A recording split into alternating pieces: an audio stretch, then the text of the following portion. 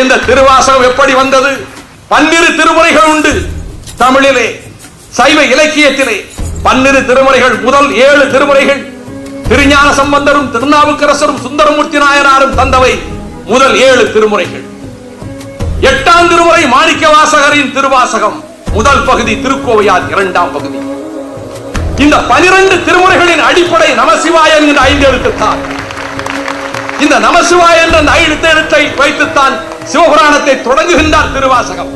வான்கலந்த மாணிக்க வாசகனின் வாசகத்தை நான் கலந்து பாடுங்கால் நற்கருப்பஞ்சாற்றினிலே தேன் கலந்து பால் கலந்து செழுங்கனி தீன் சுவை கலந்து ஊன் கலந்து உயிர் கலந்து ஓப்பாமல் இவற்றுவதுவே இனிப்பதுவே என்றாரே மாணிக்க வாசகர்.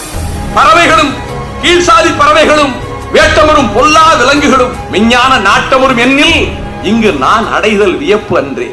நம சிவாய வாழ்க, நாதன் தாழ்வாழ்க, இமைப்பொழுதும் என் நெஞ்சில் நீங்காதான் தாழ்வாழ்க, கோகழியாண்ட குருமனிதன் தாழ்வாழ்க,